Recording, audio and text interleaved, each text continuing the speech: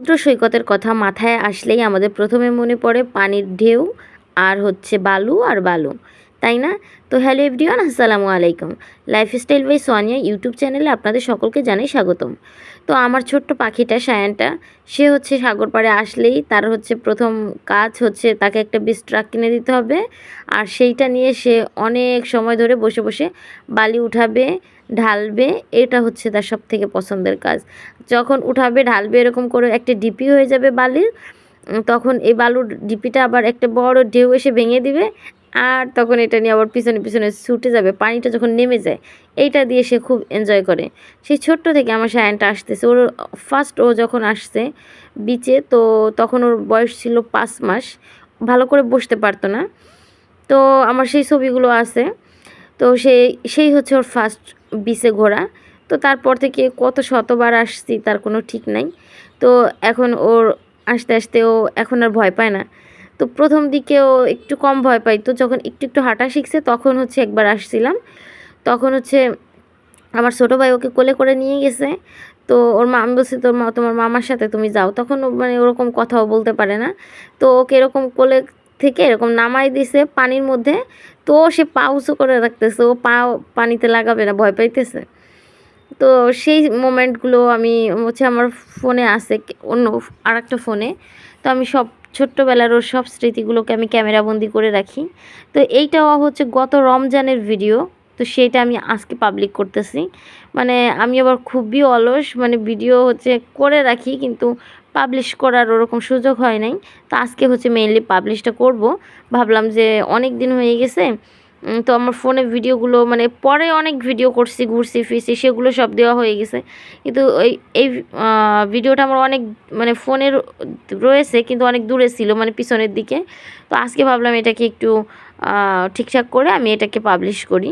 তো আমি কিন্তু এর আগে একটা ভিডিও ছেড়েছি, ফিশ অ্যাকুরিয়ামে ঘুরেছিলাম, ফিশ ওয়ার্ল্ডে কক্সবাজার আসলে ফিশ ওয়ার্ল্ডে অবশ্যই ঘুরবেন, এতে বেবিরা খুবই মজা পাবে। আর বিচে আমরা আসছিলাম বিকাল টাইমে, দেখতেই পাচ্ছেন একদম পড়ন্ত বিকাল। তো খুবই ভালো লাগতেছিল, মানে ফোনে আমার কাছে মনে হয় না এতটা সুন্দর আমি ক্যামেরায় তুলে ধরতে পারছি।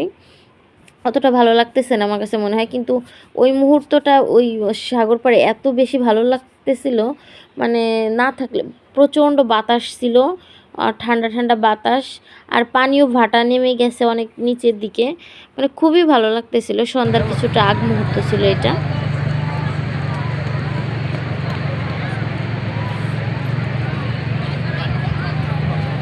कौन যায় দাদা?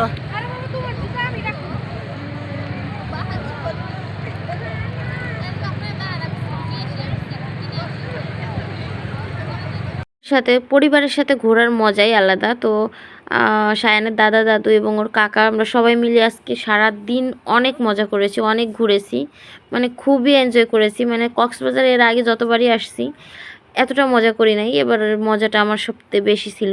কারণ সায়ান বেশি খুশি ছিল, আর ওর খুশিটাই আমার কাছে জীবনের সবথেকে দামি। তো ওর দাদা দাদিকে নিয়ে ও ঘুরছে, ওরও ভীষণ ভালো লাগছে, তাদেরও ভালো লাগছে, সব মিলিয়ে খুবই আলহামদুলিল্লাহ খুবই ভালো কেটেছিল দিনটা। তো এজন্য ক্যামেরাবন্দি করে এটাকে স্মৃতি করে রাখছি, যাতে একটা সময় আমরা এটা দেখতে পারি। তো আমার চ্যানেলে যারা সাবস্ক্রাইব করেনি সাবস্ক্রাইব করে দিবেন, আর যারা সাবস্ক্রাইব করেছেন তাদেরকে অসংখ্য অসংখ্য ধন্যবাদ।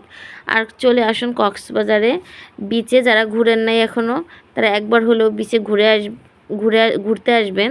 কারণ সমুদ্রের পাড়ে আসলে সমুদ্রের বিশালতা দেখে অনেক কিছু, মানে মনটা একদম ভালো হয়ে যাওয়ার মতো একটা মানে অন্তত বিকাল টাইমটা, কক্সবাজারের বিকাল টাইমটা আসলে সাগর পাড়ে সত্যি মন ভালো হয়ে যাবে, আমি মানে বলতে পারি।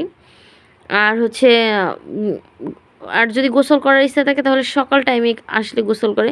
সাগরের পানিতে নাকি অনেক ধরনের রোগ বালাই, চুলকানি, অনেক কিছু ভালো হয়।